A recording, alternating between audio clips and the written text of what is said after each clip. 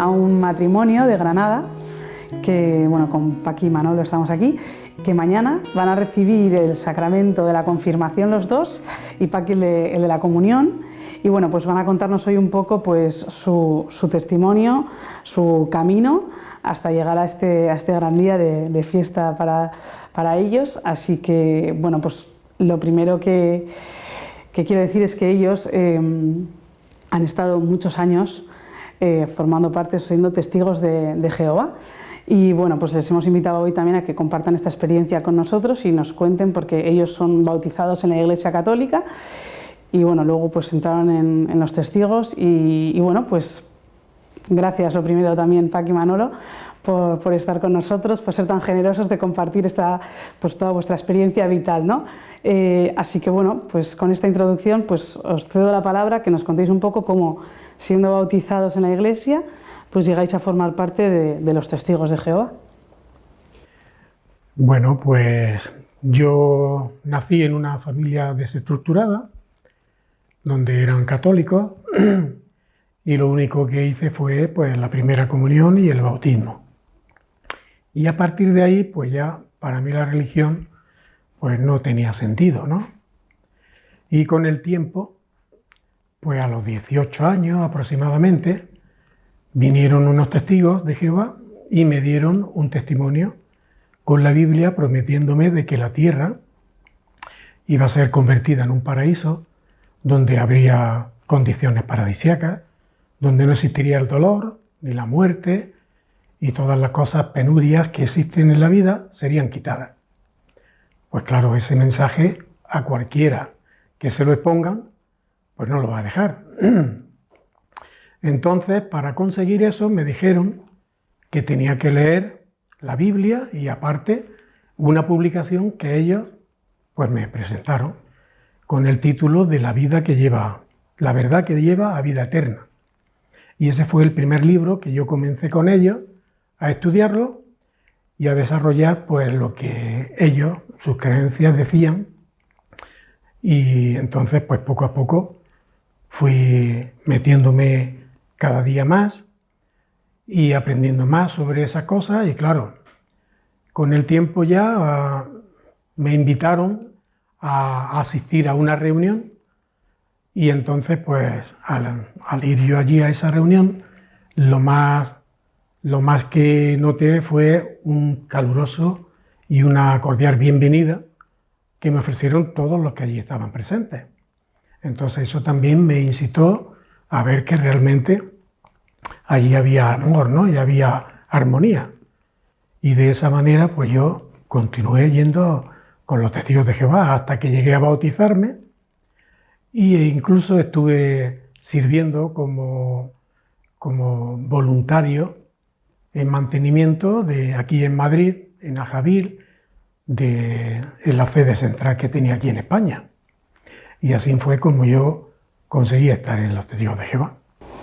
Paqui, ¿y tú cómo llegaste? Pues yo en mi caso, perdón, es distinto, ¿no? Porque yo nací en una familia cristiana, era una buena familia de católicos practicantes.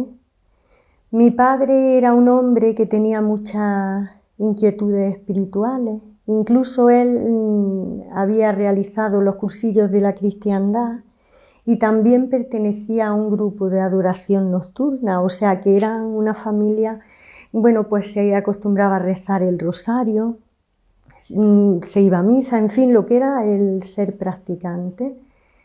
Y a principios de los 70, cuando yo tenía 4 años, pues los testigos llegaron a la vida de mi padre a través de un compañero de trabajo.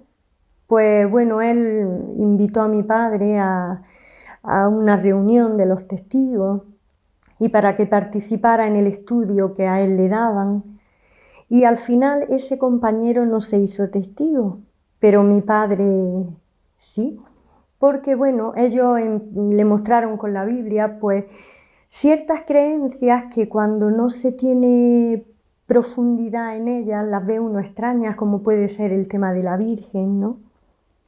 El tema de los santos, pues el decirle que Dios tiene un nombre, que en este caso, pues como dice el Salmo 83, 18, es Jehová, ¿no?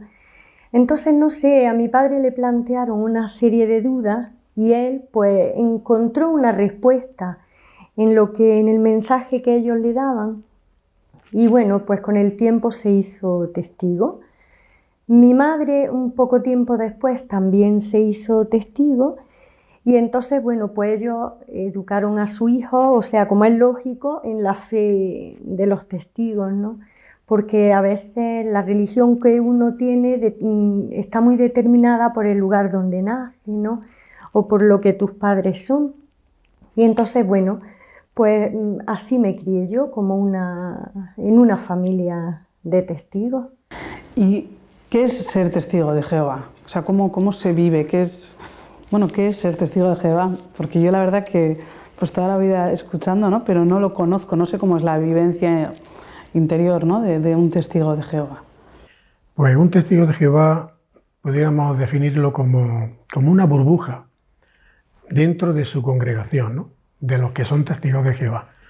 El hecho de que se vaya a predicar de casa en casa no significa que se abran a los demás de la sociedad. Simplemente ellos hacen eso como un cumplimiento de la Biblia, de Mateo 24:14, y de esa manera ellos cumplen con ese mandato de Jesucristo.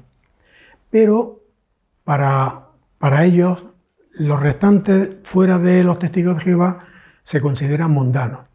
Entonces deben de evitar todo tipo de contacto, salvo lo necesario, para que de esa manera estén libres de no cometer pecados y también no coger cosas que a lo mejor la sociedad tiene y pueda llevarlo a pecar y a abandonar también las creencias de ellos. Eso es en síntesis lo que yo veo. Yo, para mí, un testigo de Jehová, yo diría que la gran mayoría son buena gente, o sea, son personas que de veras aman a Dios y bueno, y ellos quizás, pues eso, de forma equivocada, le han enseñado lo que es la adoración que Dios quiere de cada uno de nosotros, y entonces son gente de buen corazón que incluso están dispuestos a dar su vida por amor a Dios. O sea, yo los definiría así, ¿no? Muy cerrado, eso sí, como ha dicho él, muy cerrado en el grupo de los testigos, ¿no? Un testigo, el contacto con el mundo es pues lo mínimo, ¿no? O sea, lo que hay en la escuela o en el trabajo, lo justo. Pero, por ejemplo, luego los niños pues se recomiendan que no tengan actividades extracurriculares, ¿no? O que no se tenga asociación pues con gente que no es testigo, a lo mejor con los vecinos. Generalmente los testigos pues no participan tampoco en actividades comunitarias, ¿no? Entonces es verdad que son muy cerrados. ¿Y cómo es la vida de piedad, el culto? No sé, ¿cómo se vive como esa vida de culto a Dios? Bueno, los testigos de Jehová, la Biblia se puede decir que se la aprenden prácticamente de memoria. Somos hábiles en ese sentido, ¿no? Porque estamos todo el día con ella. Pero el culto, cuando hay una reunión, el culto se limita muy poco a lo que es la adoración verdadera, porque realmente lo que se hace en las reuniones no es un culto a Dios, sino más bien una enseñanza para ser un prosélito, ¿no? Es decir, para buscar maneras y habilidades para atraer a otras personas a esa organización. Pero el culto es mínimo, no se desarrolla prácticamente nada que tenga que ver como el antiguo pueblo de Israel, que para ellos el culto a Dios era muy, muy, muy importante. Claro, lo que son las reuniones de los testigos, pues son reuniones que se comienzan con un cántico de alabanza a Dios, se hace una oración, digamos, de apertura, ¿no? Pero ya lo que hay posterior es como él dice, de hecho, Una de las reuniones se llama Escuela del Ministerio Teocrático, ¿no? Donde ahí se capacita a la gente pues, para poder abordar a la gente, ¿no? Y pues eso, saber vencer objeciones como esto que todo el mundo te dice, no tengo tiempo, no me interesa la religión, tengo mi propia religión, ¿no? Entonces a ti te van enseñando pues cómo puedes vencer esas objeciones de manera que tú puedas atraer a la gente a que se hagan testigos de Jehová. Y como habéis dicho, pues tú más adolescente, ¿no? Y tú desde muy pequeña, pues bueno, sobre todo tú igual Paqui, ¿no? Pero es lo que conocíais, ¿y cómo empezáis a tener como ese pensamiento como más crítico, a daros cuenta que igual había cosas que no... ¿Cómo fue ese proceso, ¿no? De ser miembros pues totales, ¿no? de los testigos a empezar a ver, pues no sé, cómo fue ese camino, ¿no? Pues en mi caso ocurrió pues lo que dije, ¿no? Que al principio, cuando yo acudí a una reunión donde había bastantes miembros, me dieron una afectuosa acogida y eso me llenó a mí de interés y también de satisfacción, de saber que gente que no te conoce, que te saluda de esa manera. Y resulta que con el tiempo, pues cuando ya eres miembro de esta organización, pues ese amor o eso que tú has visto al principio se va apagando, ¿no? Se va dejando. Y ya el saludo tan bueno que recibe al principio, con el tiempo ves que es como una obligación. Entonces, yo a partir de ahí ya vi que la cosa se iba enfriando, no entendía el por qué. El amor que al principio se mostraba, ahora eso iba apagándose. Y entonces yo a partir de ahí ya vi un poquito raro ese asunto. Vale, y Paqui. Hubo un detonante, ¿no? ¿Qué fue lo que...? Sí. Y el detonante fue que hubo un problema entre un miembro de la familia de Paqui, que, claro, nosotros, cumpliendo con lo que la Biblia recomienda, de que si hay un problema o surge algo entre un hermano y otro, tenemos que zanjarlo, sin necesidad de ir a tribunales ni a nada. Pues nosotros seguimos ese paso. Primero ve, habla con tu hermano, expone el problema, y si se soluciona, pues aquí no hay problema, ¿no? Bendito sea Dios. Pero eso no ocurrió. Entonces tuvimos que dar un segundo paso, como también dice la Biblia, que hagamos, y eso tampoco tuvo efectividad. Y el tercero ya fue ir a acudir a los que llevan responsabilidad dentro de las congregaciones, o en este caso, a los ancianos. Y el problema todavía no se solucionó, hasta tal punto que Paqui tuvo que decirle a un anciano que el Espíritu Santo no estaba presente allí. Y la respuesta de esta persona fue que si ella no se creía eso, era su problema. Cuando la Biblia dice que el pastor tiene que cuidar de las ovejas, y eso pues no fue una manera de tratar un asunto ni de resolver una cuestión que estaba conllevando a que nosotros estuviéramos dudando incluso de la organización. Claro. Así es. Mira, yo en mi caso, como yo crecí ahí, jamás cuestioné si lo que se enseña puede tener más base bíblica o no. O sea, yo lo daba por hecho, era la religión verdadera e incluso pues me sentía hasta privilegiada, ¿no? De pertenecer al grupo que Dios ha elegido, ¿no?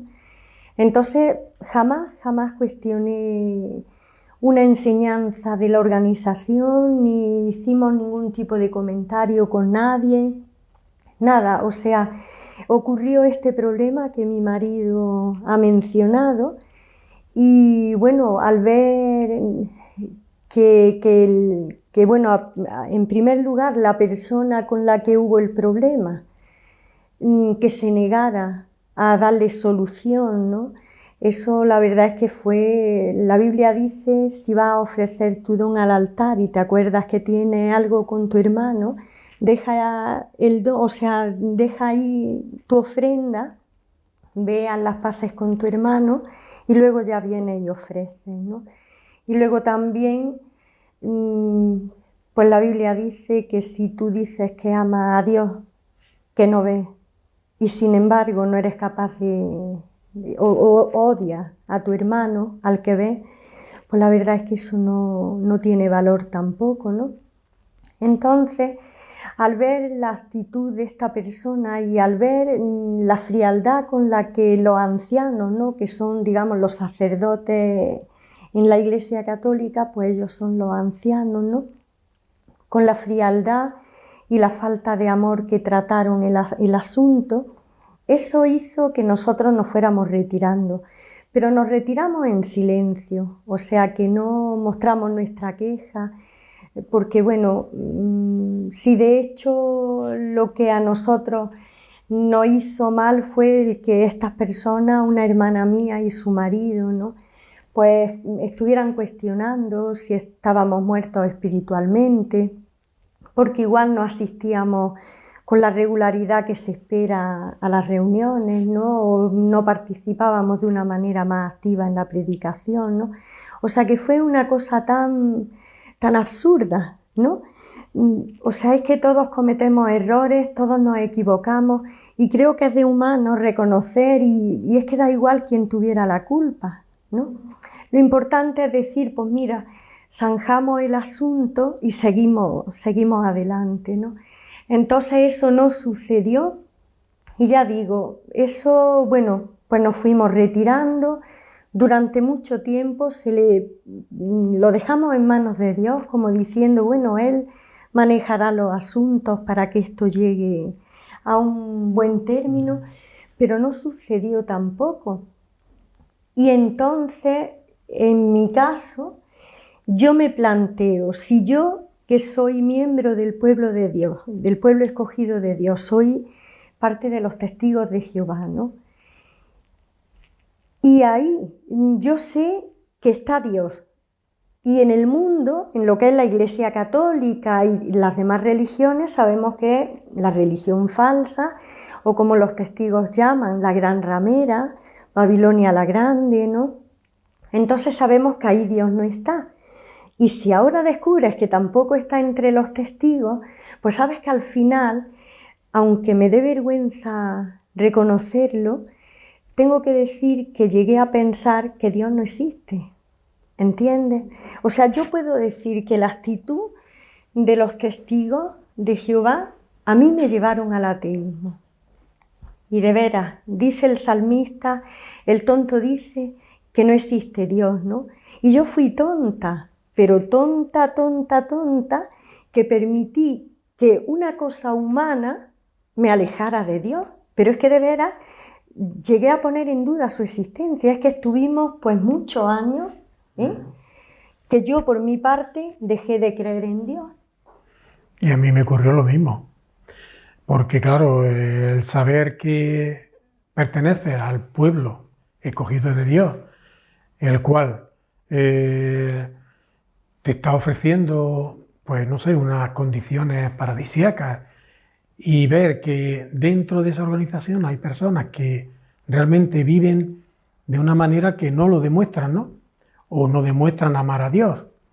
Y entonces, aunque parezca mentira, esa tontería que parece que pero parece ser que no es una tontería, porque si estamos aquí ahora, yo ya se lo dije a Paqui, parece ser que es la providencia, porque yo le he dicho a ella que si yo llegué a ser testigo de Jehová y conocí a mi mujer allí, ¿quién no nos dice que la providencia quería buscar estas condiciones para ahora, al fin y al cabo, encontrar a la religión católica, que es donde realmente queremos pertenecer, vamos? ¿Y cómo pasáis porque, bueno, pues por esa experiencia personal, ¿no?, pero a plantearos las enseñanzas y a buscar, porque claro, si hablamos de testimonio humano, pues en todas las iglesias probablemente haya testimonios que no son santos, ¿no?, obviamente.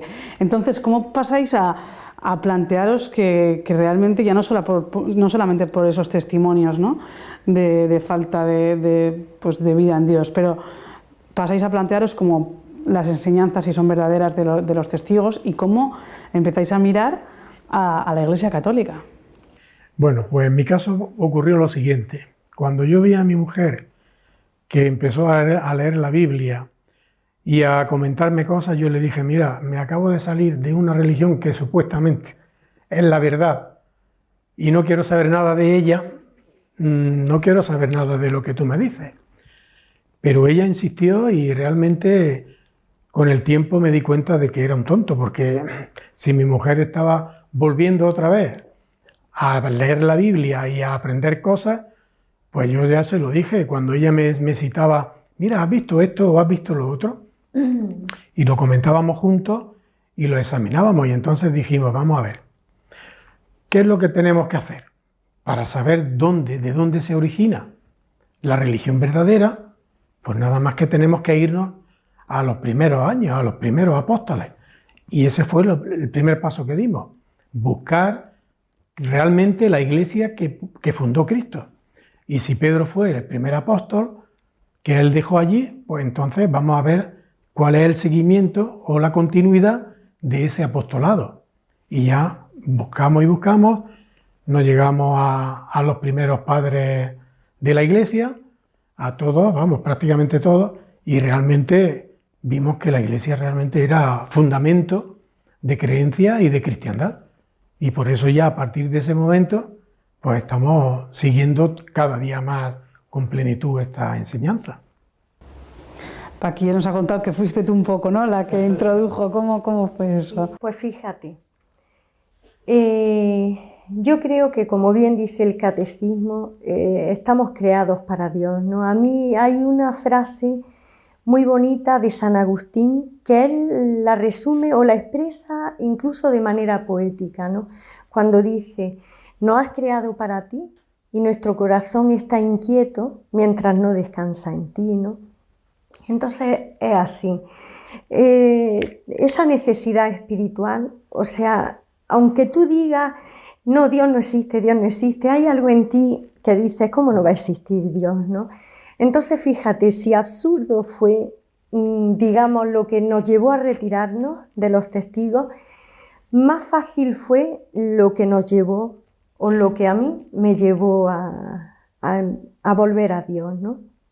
Mira, un día nos disponíamos a realizar un viaje y cuando fui a cerrar la puerta del coche me corté un dedo.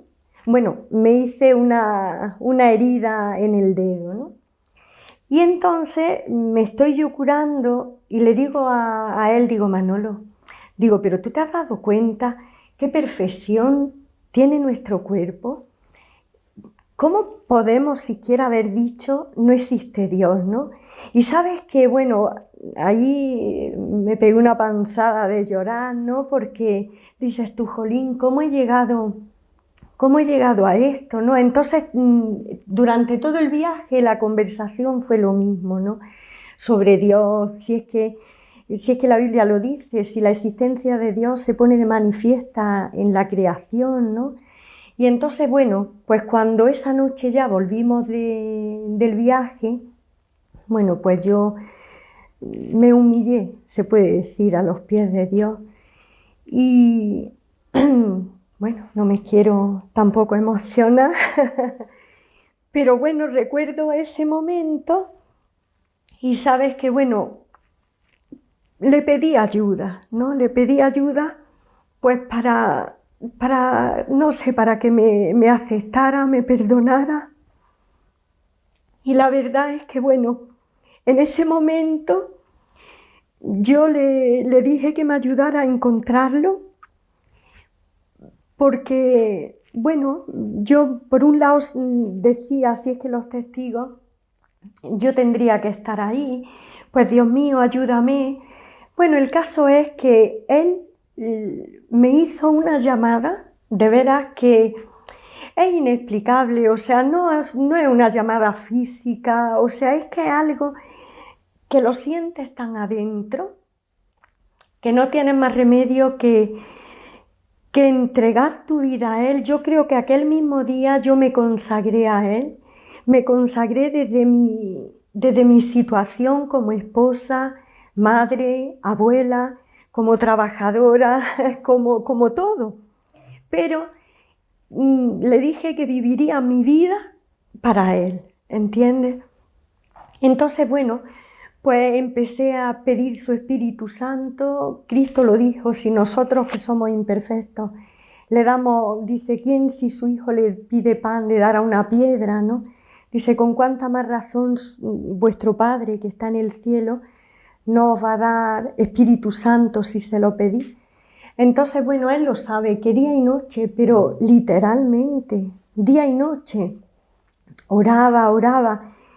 Y fíjate que yo empecé a ver, como hoy en día hay tanto adelanto con la tecnología, sabes que me venían un montón de cosas por internet y yo decía, no, pero yo lo que quiero es servirte, no quiero irme a la religión falsa, ¿no? Y sin embargo, llegó un momento en el que dije lo que dice Manolo, vamos a mirar el origen del cristianismo, y es que queramos o no queramos, el origen del cristianismo está en los primeros padres de la Iglesia. Entonces, al ver que la Iglesia pues tenía más, vamos, se puede decir 2000 años de existencia, ¿no? Y que a pesar de que ha vivido tiempos convulsos, para la Iglesia no ha sido fácil mantenerse en pie, y sin embargo ahí se ha mantenido, ¿no? Entonces yo quise investigar las creencias de la Iglesia Católica y descubrí lo ciertas de las palabras del arzobispo Fulton Sheen, no sé bien pronunciarlo, ¿no? Cuando dice que hay millones de personas que odian a la Iglesia Católica por lo que creen que es, porque en realidad no la conocen, ¿no? Y entonces decidí comprarme el catecismo y bueno, para mí el catecismo lo compré un 28 de diciembre y el 23 de enero yo ya lo había leído entero, día y noche. Y yo a lo mejor daban las 2 de la mañana y le decía, Manolo, mira lo que dice aquí. O sea, es que no es posible que el catecismo de la Iglesia tuviera esa riqueza espiritual, esa riqueza moral. Es que no... Para mí fue un descubrimiento sorprendente, de verdad. Y después de ese primer descubrimiento, ¿no? Me imagino que también, claro, vuestra cabeza estaba estructurada con las creencias de los testigos, y entonces habéis tenido que también cambiar muchas cosas, obviamente pues la Virgen, me imagino, los santos y cosas que probablemente yo desconozca de los testigos, pero habéis tenido también como que abrazar cosas nuevas en este camino. ¿Cómo ha sido eso? Pues la verdad es que ocurrió una cosa muy curiosa. Yo normalmente tengo una radio donde yo tengo mis cositas de arreglar y eso, y yo todo el día tenía pues música clásica. Y hubo un momento en que el dial se fue y entonces pues como hace una búsqueda del radio y se paró pues Radio María, y resulta que, claro, yo con mi adversidad para el catolicismo, digo, ¿cómo voy a escuchar yo Radio María? Pues intenté darle varias veces para que cambiara y pusiera la sintonía que yo siempre escuchaba, pero no hubo manera. Y resulta que digo, bueno, pues ya se irá o ya se cambiará. Y en ese momento, pues, escuché una conferencia que me gustó mucho, y era de Monseñor Munilla. Y tal fue el impacto que yo recibí de esa conferencia, que subí rápidamente, se lo comenté a Paqui, y digo, mira, ha salido un sacerdote hablando en Radio María. Un hombre, ni siquiera sabías que era sacerdote. Un hombre, sí. Que está comentando estas cosas y tiene fundamento, y tiene pues una creencia muy viva con respecto a...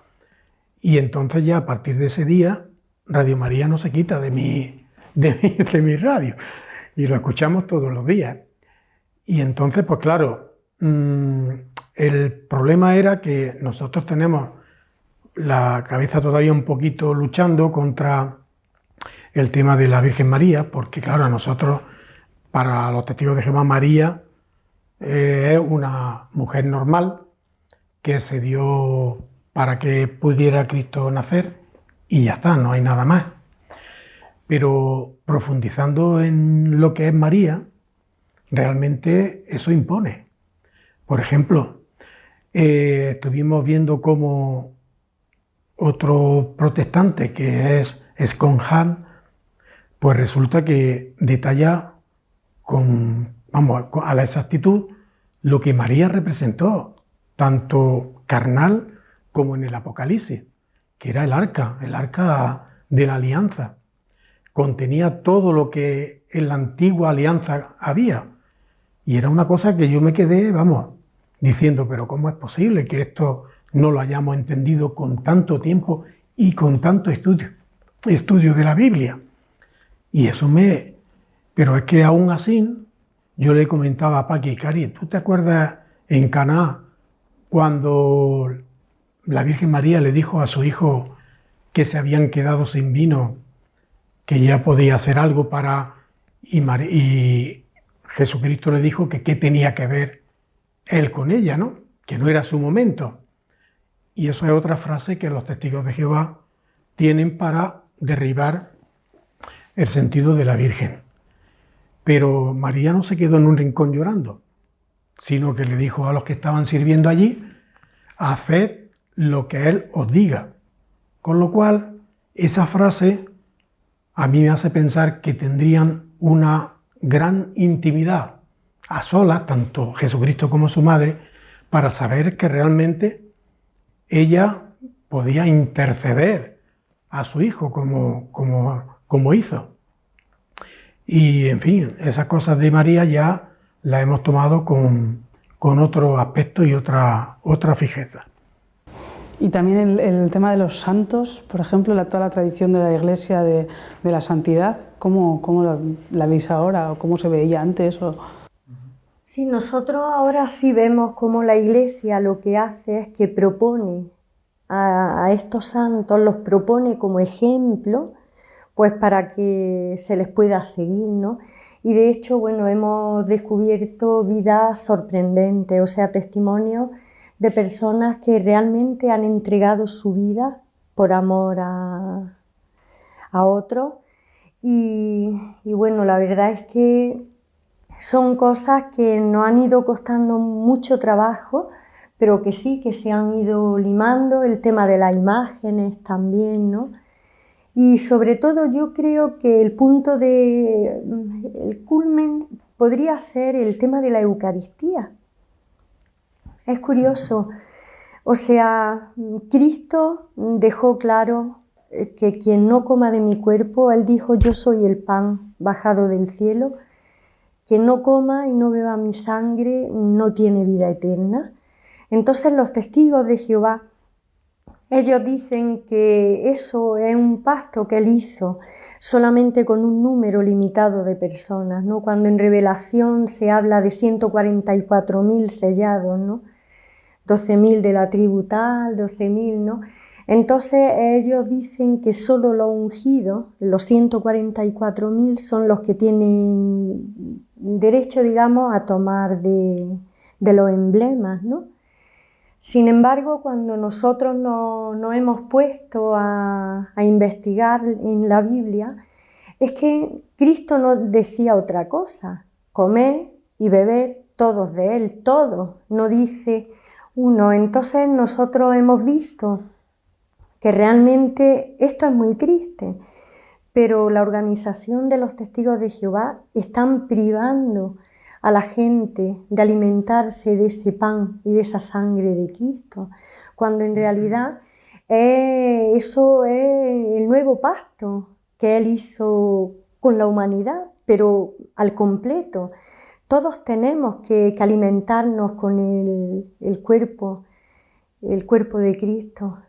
Y con este tema de la Eucaristía, ellos, ¿cómo es su cristología? O sea, para ellos Cristo es el Verbo encarnado, ¿esto cómo es? Bueno, ellos creen que Cristo va a ser el rey del reino celestial y que va a gobernar la tierra paradisíaca, esa que tanto hemos estado hablando, y ya está, y su adoración solo es para Yahvé, ¿no? O Jehová en este caso, le dicen ellos. Entonces, la cristología de ellos es mínima, es simplemente como intermediario entre ellos y Dios. Entonces, cuando los testigos de Jehová dicen que son testigos de Jehová, porque la Biblia lo dice en Isaías, realmente cuando Cristo vino, ya cambió esa ley. Ya no serían testigos de Jehová, serían testigos de mí, dijo Cristo, tanto en Judea como en toda Samaria y en toda la tierra habitada, ¿no?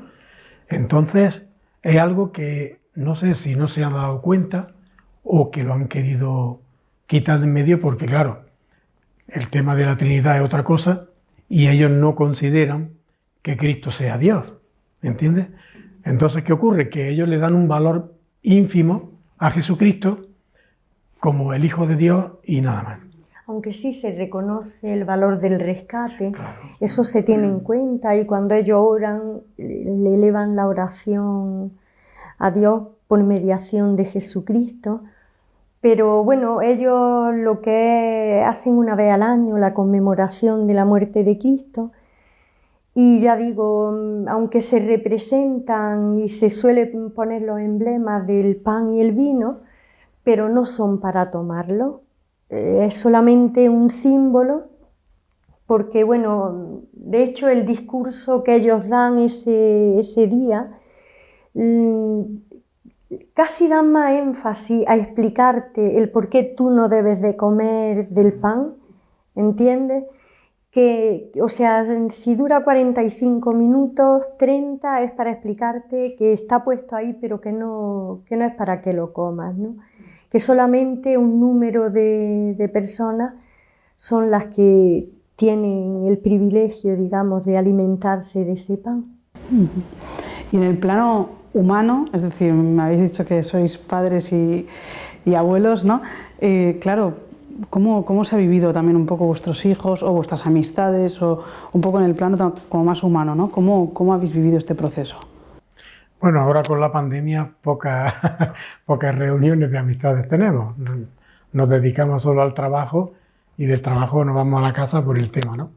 Pero nuestras hijas están viendo en nosotros pues que realmente nos lo estamos tomando en serio, que cuando decimos que Dios existe, aunque ellas tienen otra idea, lógicamente, pero ellas están viendo que realmente servimos a Dios y queremos servirlo y creemos que le estamos dando un buen ejemplo. Entonces, de hecho, a nuestra nieta nos encantó escuchar que porque se va a bautizar ahora, y entonces cuando llegó entró a la misa, a la iglesia, perdón, y vio allí a Jesucristo representado, crucificado, pues le dijo, vamos, ¡ay, qué pena, que está sufriendo, que tal, que cual! Entonces ella siente realmente que esa pena, y entonces nosotros no lo sabíamos, pero cuando vino, nos dijo la madre, pues ha visto a Jesucristo crucificado, y se puso casi a llorar la niña. Qué pena que estaba ahí sufriendo. Total, que tiene un sentimiento... Y ya se le explicó que ya se le explicó el motivo, ¿no? Está vivo, que Él está en el cielo, ¿no? Pero vamos, de todas formas, el ejemplo es muy, muy importante. Mira, cuando yo crecí creyendo que solo en los testigos había gente buena, ¿no? Que todo lo que había afuera en el mundo, pues que no merecía la pena, ¿no?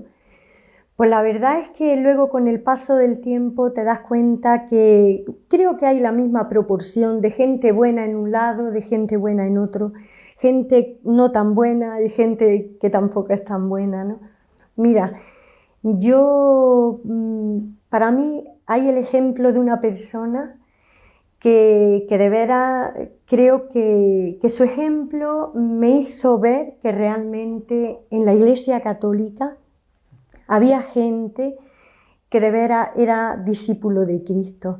Mira, en el novio de mi hija, Álvaro, él tiene una abuela, quiero decir su nombre porque es una persona muy especial. Ella se llama Regina Linde y ella, ¿cómo te diría yo? Ella pertenece a los agustinos recoletos y creo que fue también cofundadora de Caritas Diocesana. Mira, esta persona ha tenido una entrega toda su vida, aún ahora cuenta con 90 y tantos años. Ella ha tenido una entrega por el prójimo hasta el punto de, por ejemplo, ella tenía un negocio con su marido, que también era un buen cristiano, tenían un negocio, un bar, y por las noches usaban el bar para que la gente sin hogar durmieran en el bar. Cuando yo conocí a esta persona, una persona que acoge en su casa a gente con dificultades, ¿sabes? Yo la verdad es que, mira, a mí me bastó un par de horas, porque fue la merienda de un cumpleaños del novio de mi hija. Me sobraron esas 2 horas para enamorarme de veras de esta persona y darme cuenta de que fuera de los testigos realmente no todo era malo, como nosotros imaginábamos. Y por último, mañana recibís el sacramento de la confirmación y bueno, tú de la primera Eucaristía, la primera comunión, porque es como el rito de que volvéis a la iglesia, ¿no? ¿Qué importancia tiene para vosotros? ¿Cómo lo vais a vivir mañana?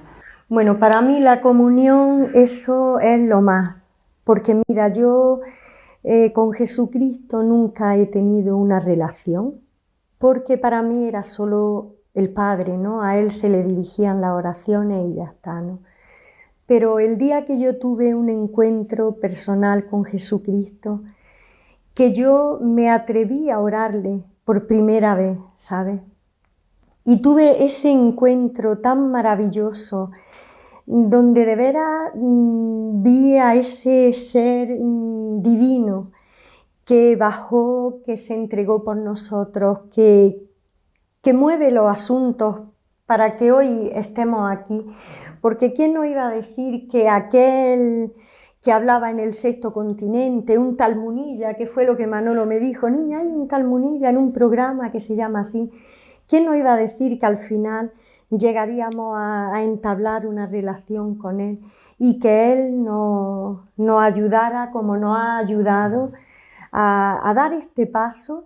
Porque mira, lo que es la conversión, no hay 2 testimonios iguales de 2 conversiones iguales, ¿no?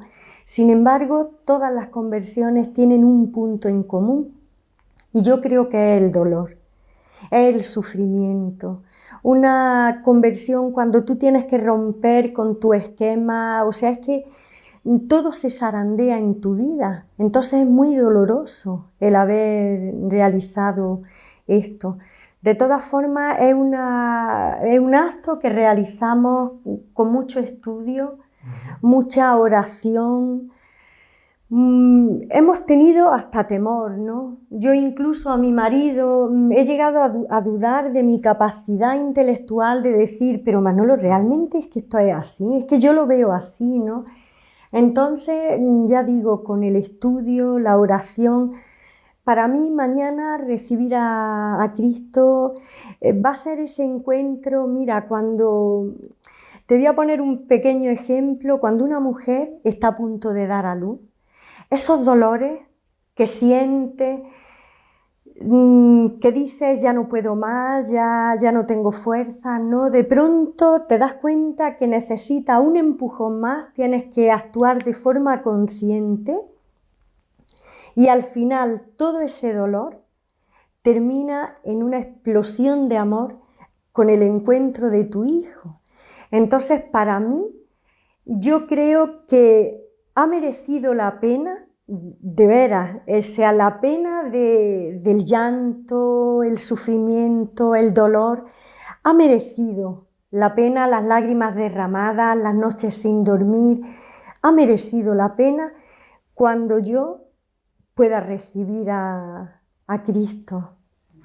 Para mí. Y en mi caso, pues, decirle a Cristo, sobre todo pedirle perdón por haberlo abandonado, cuando realmente, si la primera comunión era para que siguiese creciendo espiritualmente, aprendiendo de Él y tenerlo en cuenta, le di la espalda, podríamos decir.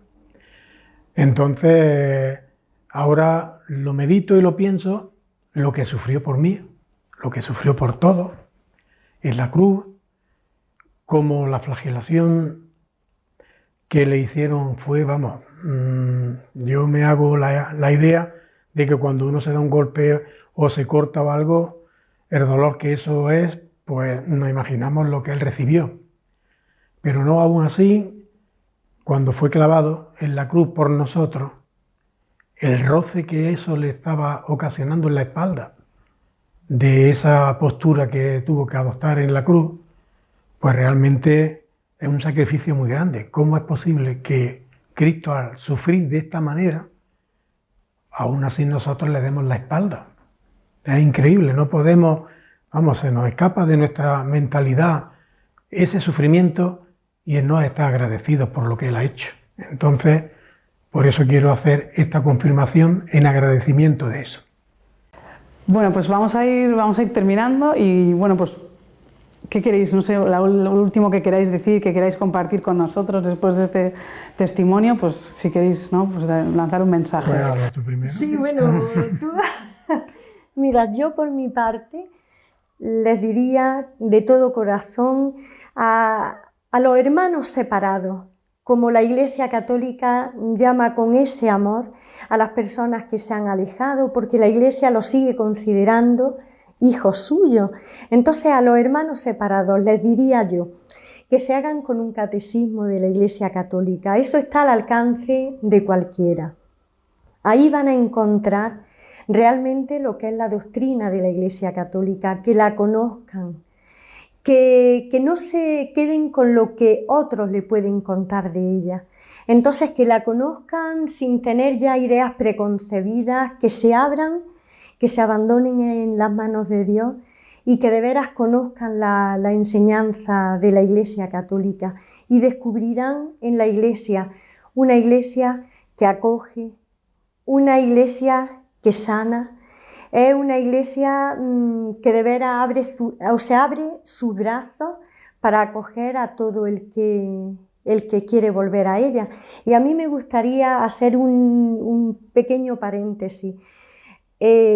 Manolo ha comentado lo de Radio María. Para nosotros Radio María ha sido fundamental. Radio María ha sido enseñanza, ha sido, o sea, es que lo ha sido todo, porque mira, desde...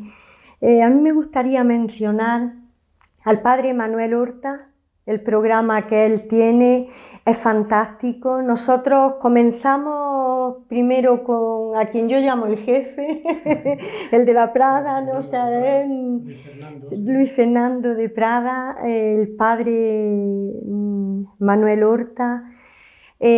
Nosotros hacemos el compendio del catecismo con el padre Antonio. El programa que hay es del padre Francisco, a las puertas de la fe.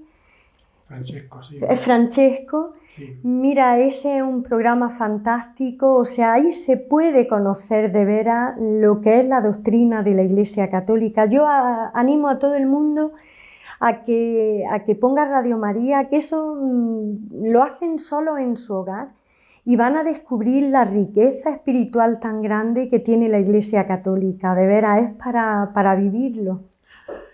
Y yo pues me dirijo a los católicos, que como yo habrá muchísimos, que hacen pues lo básico, primera comunión y bautismo, y ya se olvidan de Jesucristo.